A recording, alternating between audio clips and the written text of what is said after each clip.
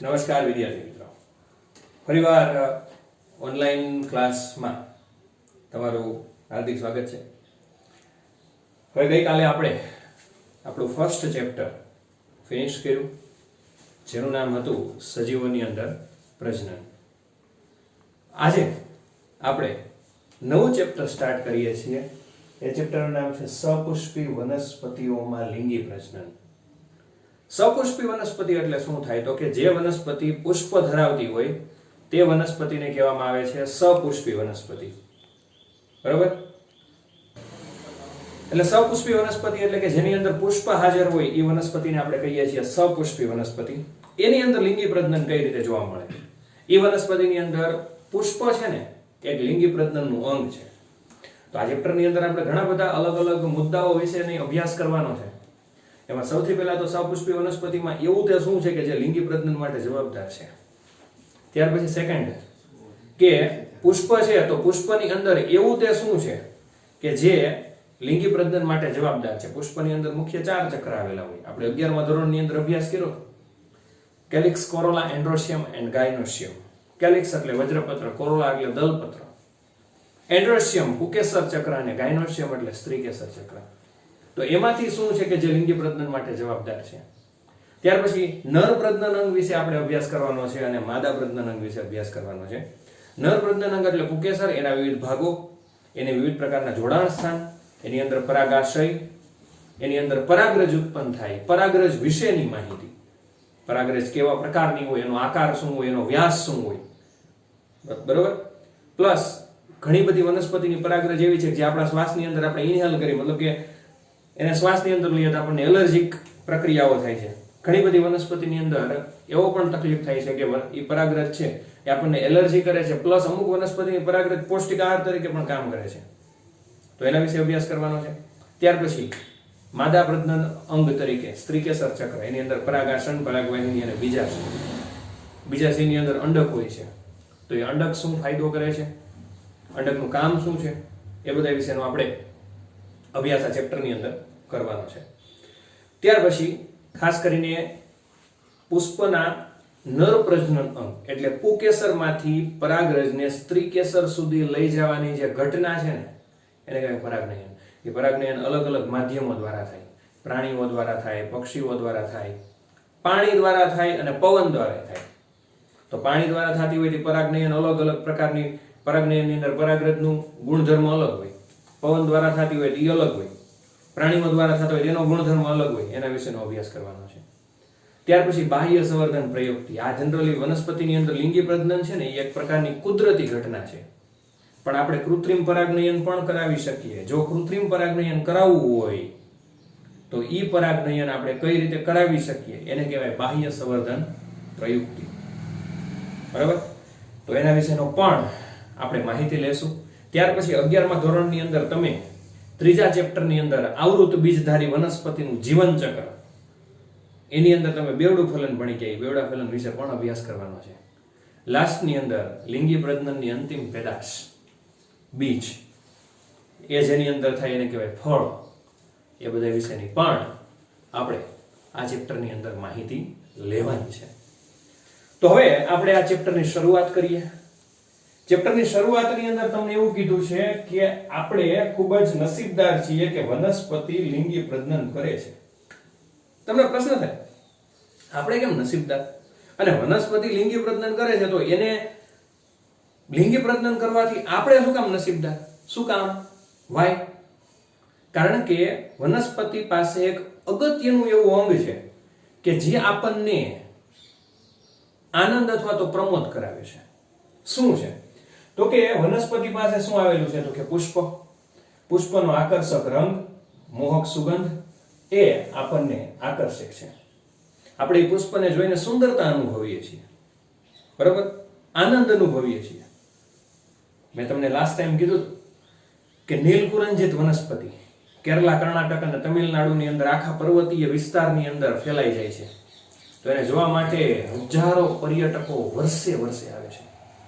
આ વર્ષે નીલકુરંજિત વનસ્પતિને જોવા માટે જે પર્યટકો આવે છે ને એ શું કામ તો કે બીકોઝ ઓફ ધેર ફ્લાવર. કારણ કે એના ફૂલને કારણે આવે છે. અને એ ફૂલ એની અંદર ત્યારે જ આવે જ્યારે એની અંદર લિંગી પ્રજનન શક્ય હોય. તો વનસ્પતિ લિંગી પ્રજનન કરે છે ત્યારે પુષ્પ આવે છે અને ત્યારે આપણે એને જોવા આવીએ છીએ. તો આ એક પ્રકારનું લિંગી પ્રજનનનો એક બેનિફિટ છે. બરાબર.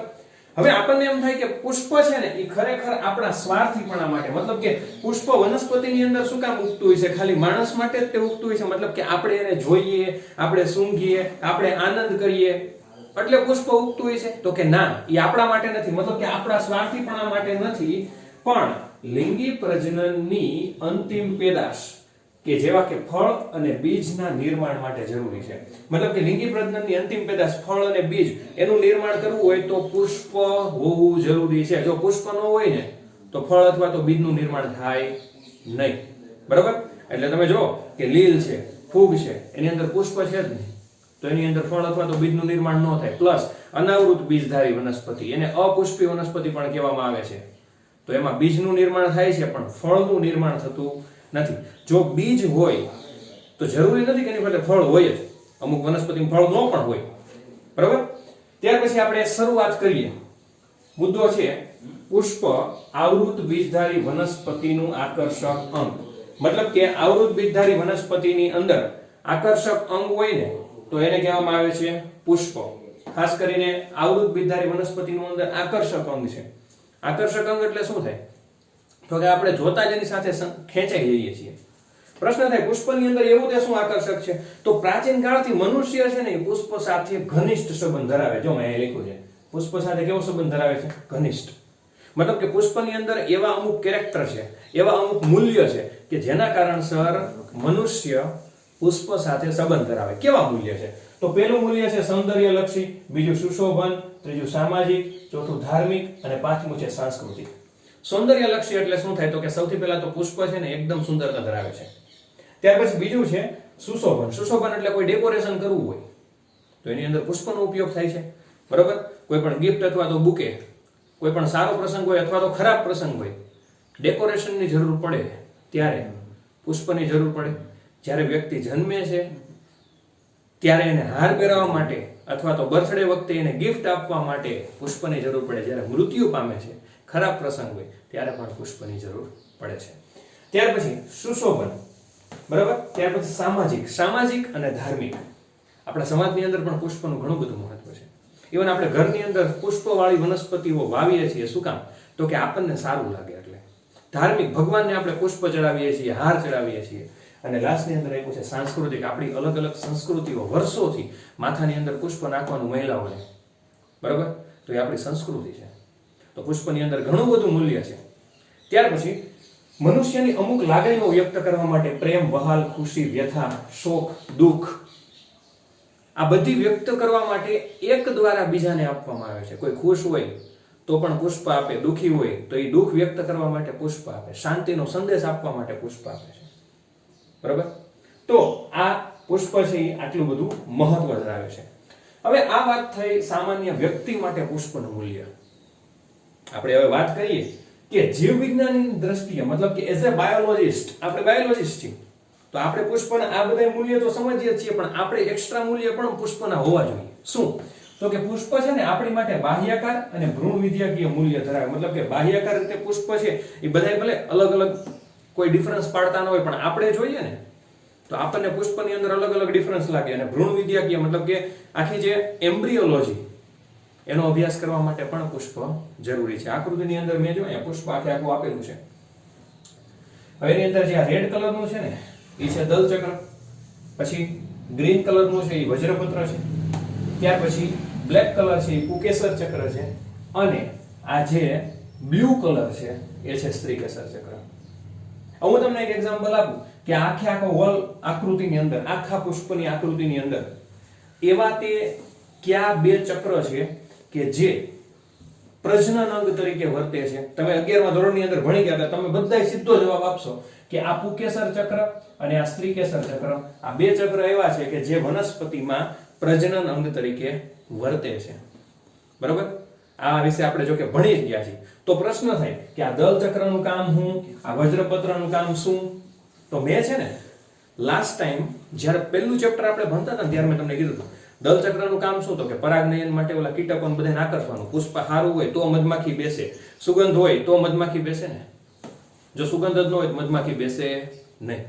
બરાબર. વજ્રપત્રનું કામ શું? તો કે પુષ્પ કળી અવસ્થામાં હોય. તમે જોજો ગુલાબ છે ને ખીલે એ પેલા દોડવું હોય, અને દોડવું ખીલે એટલે ગુલાબ આખું જે ઉપર આવી જાય, દલપત્ર આખું ઉપર આવી જાય, અને ગુલાબ છે આખું વજ્રપત્ર એની નીચે આવી જાય, એટલે આખું જે ગ્રીન કલરનો ભાગ છે એને કહેવામાં આવે છે વજ્રપત્ર. બરાબર. એટલે આ જે દલચક્ર અને આ વજ્રચક્ર આ બે છે ને સહાયક ચક્ર કહેવાય. સહાયક ચક્ર એટલે શું થાય? તો કે એ લિંગી પ્રજનનની અંદર ભાગ ભજવે, મતલબ એના દ્વારા કંઈક એવી પ્રક્રિયાઓ કરવામાં આવે છે જેનાથી ફલનની પ્રક્રિયા શક્ય બને છે. બરાબર. હવે પૂર્વ ફલન, રચના અને ઘટના. તમને પ્રશ્ન થશે કે આપણે આની પહેલા પૂર્વ ફલન વિશે અભ્યાસ કર્યો છે, તો આ શું? તો ઈ પૂર્વ ફલન પ્રાણીઓમાં હતું. આ પૂર્વ ફલન છે ને વનસ્પતિઓની અંદર છે. વનસ્પતિમાં પણ લિંગી પ્રજનનમાં પૂર્વ ફલન, ફલન અને પશ્વ ફલન જોવા મળે છે. તો આની પહેલા આપણે જ્યારે પ્રાણીઓની અંદર પૂર્વ ફલન ભણ્યા ને, તો એની અંદર આપણે શું હતું અભ્યાસ કર્યો હતો? તો કે પૂર્વ ફલન એટલે પહેલા જન્યુનું નિર્માણ થાય, પછી જન્યુનું યુગ્મન થાય. બરાબર. જન્યુ જનન ને જન્યુ વહન, પછી ફલનમાં જન્યુ જોડાય, અને ત્રીજું પશ્વ ફલનની અંદર બચ્ચું ઉત્પન્ન થાય અથવા તો કોઈને કોઈ રીતે સંતતિનું નિર્માણ થાય છે. બરાબર. હવે આપણે આગળ જોઈએ કે પૂર્વ ફલનની અંદર શું થાય? તો કે પુષ્પ સર્જાય ને એ પહેલા નક્કી થાય શું? તો કે વનસ્પતિ ઉગે ને ત્યારથી જ ખબર પડી જાય કે અહીંયા પુષ્પનું નિર્માણ કરવાનું. ભલે આપણને ખબર ન હોય, પણ વનસ્પતિને ખબર જ હોય છે કે પુષ્પનું નિર્માણ ક્યાં કરવાનું છે. બરાબર. હવે એ જે પોઈન્ટ કે જ્યાં પુષ્પનું નિર્માણ થવાનું શક્ય છે એ જગ્યાએ શું થાય? તો કે રચનાત્મક અને અંતઃસ્ત્રાવીય ફેરફાર થાય. મતલબ કે ત્યાં અમુક એવા અંતઃસ્ત્રાવો, ખાસ કરીને ઓક્સિન, એનું પ્રમાણ વધે જેથી કરીને પુષ્પનું નિર્માણ શક્ય બને. રચનાત્મક ફેરફાર શું થાય? તો કે દોડવું બને, કોષ વિભાજનની પ્રક્રિયાની અંદર વધારો થાય, કોષ વિભેદનની પ્રક્રિયાની અંદર વધારો થાય. બરાબર. ઈ રચનાત્મક ફેરફાર. અંતઃસ્ત્રાવીય ફેરફાર તો ઓક્સિજનનું પ્રમાણ વધે, અમુક બીજા પુષ્પ માટે જવાબદાર અંતઃસ્ત્રાવ હોય તો એ અંતઃસ્ત્રાવનું પણ પ્રમાણ વધે. એ બંને ફેરફાર થાય, પરિણામે ત્યાંથી પુષ્પનું નિર્માણ થાય. એને કહેવામાં આવે છે પૂર્વ ફલન ઘટનાઓ. એ પૂર્વ ફલન ઘટનાની અંદર આપણે બીજું પણ ભણવાનું છે કે પુષ્પનું નર પ્રજનન તરીકે પુકેસર છે, અને માદા પ્રજનન તરીકે હોય તો એ કોણ છે? તો કે સ્ત્રીકેસર. તો સૌથી પહેલા આપણે મુદ્દા 3 આપ્યા છે કે પુકેસર, લઘુ બીજાણુધાની અને પરાગરજ. પુકેસર એટલે આખું આ દોર્યું છે ને કહેવાય પુકેસર. લઘુ બીજાણુધાની એટલે શું થાય? તો કે એનું જે પરાગાશય રહ્યું ને એને કહેવામાં આવે છે લઘુ બીજાણુધાની, અને એની અંદરથી જે પરાગરજ ઉત્પન્ન થાય ને, બરાબર, એને લઘુ બીજાણુ અથવા તો પરાગરજ કહેવાય. 3 મુદ્દા છે, એમાંથી આજના દિવસમાં આપણે ખાલી ને ખાલી ભણવાનું છે કેના વિશે? તો કે પુકેસર વિશે. પુકેસર છે ને એના મુખ્ય 2 ભાગ હોય. એક છે એને કહેવાય પરાગાશય, અને બીજો શું કહેવાય? તો કે તંતુ. મતલબ કે એનો ઉપરનો જે ટોચનો છેડો છે ને એ પરાગાશય, એ પાછો કેવો હોય? તો કે દ્વિખંડીય. એની અંદર 2 ખંડ હોય. આવતીકાલે આપણે પરાગાશયની વિસ્તૃત રચના વિશે અભ્યાસ કરશું. બરાબર. એટલે પરાગાશય છે એ કેવું છે? તો કે દ્વિખંડીય. બરાબર. પાછા એની અંદર પાછા 2 કોટર હોય, એટલે આ ચતુષ્કોટરીય રચના આખી થાય. એ આપણે આવતીકાલે જ અભ્યાસ કરશું. અને એને નીચેનો ભાગ તંતુ જેવો છે, એને શું નામ આપવામાં આવે છે? તો કે તંતુ. હવે તંતુ એક તો કન્ફર્મ છે કે ઉપરના ભાગે પરાગાશય સાથે જોડાયેલો છે, નીચેના ભાગે એ તંતુ કોની સાથે જોડાયેલું હોય? તો કે કાં તો દલપત્ર સાથે અને કાં તો પુષ્પાસન સાથે. પુષ્પાસન એટલે શું? તો કે પુષ્પાસન એટલે છે ને પુષ્પની અંદર જે નીચેનો ભાગ છે ને આવડો, આને કહેવામાં આવે છે પુષ્પાસન. શું કહેવામાં આવે છે? પુષ્પાસન. કે જેના ઉપર આખું પુષ્પનું નિર્માણ થયેલું હોય એને કહેવામાં આવે છે પુષ્પાસન. મતલબ કે પુષ્પ આખું જેની ઉપર આસન ધરાવે છે એને કહેવામાં આવે છે પુષ્પાસન. બરાબર.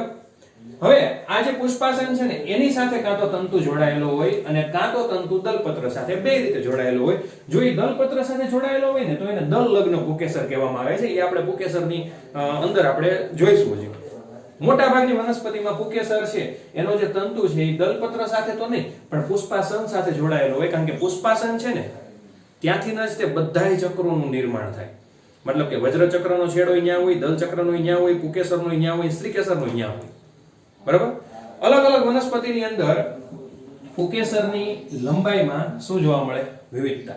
બરાબર, પુકેસરની લંબાઈમાં વિવિધતા કઈ રીતે જોવા મળે? તો કે તંતુઓની લંબાઈ રહીને, બરાબર, આ જે તંતુ છે ને એની લંબાઈમાં જે વિવિધતા જોવા મળે છે ને એવી રીતે વિવિધતા કેમાં જોવા મળે છે? તો કે પુકેસરની લંબાઈમાં. મતલબ કે તંતુની લંબાઈમાં જેટલી વિવિધતા જોવા મળે એટલી પુકેસરમાં. અમુકની અંદર છે આ તંતુ મોટો હોય તો પુકેસર પાછું લાંબુ હોય, અમુકની અંદર તંતુ નાનો હોય તો પુકેસર પાછું કેવું હોય છે?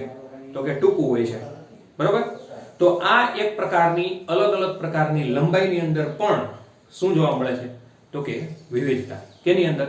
તો કે પુષ્પની લંબાઈની અંદર વિવિધતા. તો આ થયું આખું પુકેસર વિશેની માહિતી. હવે આપણે નેક્સ્ટ લેક્ચરની અંદર અભ્યાસ કરશું લઘુબીજાણુધાની અને પરાગરજ. તો આપણે આશા રાખશું કે આજનો આ લેક્ચર તમને બધાને પસંદ આવ્યો હશે. બરાબર, અને આ જે લેક્ચર છે એની અંદર ખાસ તમારે સ્ક્રીનશોટ લેવો હોય તો તમે લઈ શકો છો.